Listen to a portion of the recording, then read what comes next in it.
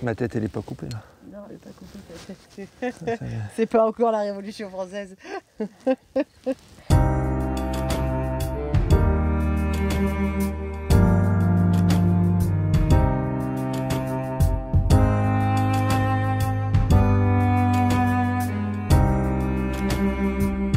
Mais là, c'est pas pratique. Il faudrait un petit. Si tu veux que je te pousse, il faudrait un petit bâton. Bonjour à tous. Il y a quelque chose qui me semble très important à mentionner dans un chantier, c'est le repos.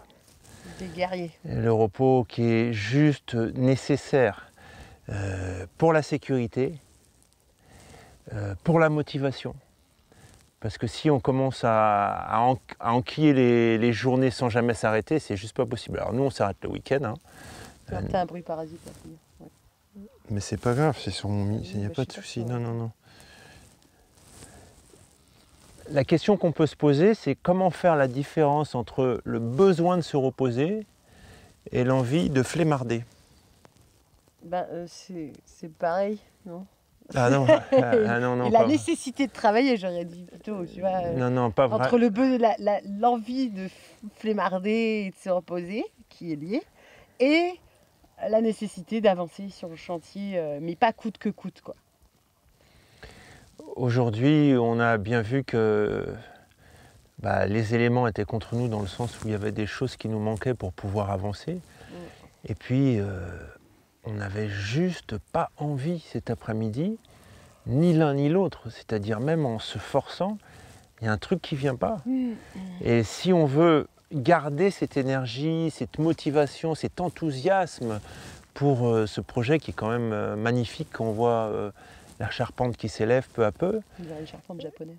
Ouais, il faut savoir prendre le temps de se reposer, prendre le temps de s'écouter, de se poser. C'est pas forcément ne rien faire, ça peut l'être aussi, c'est juste tranquille, attendre de refaire ses forces pour que la motivation, elle revienne.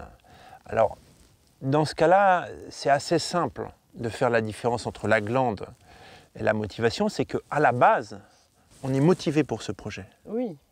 Alors que des gens qui ne sont pas motivés pour leur projet ou pour leur travail vont avoir envie de se reposer 7 jours sur 7. Oui, c'est vrai. Mais bon, disons que se poser et se reposer.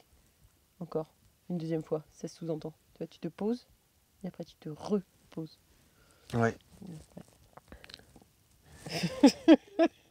C'était trop philosophique pour lui. Non, pour toi.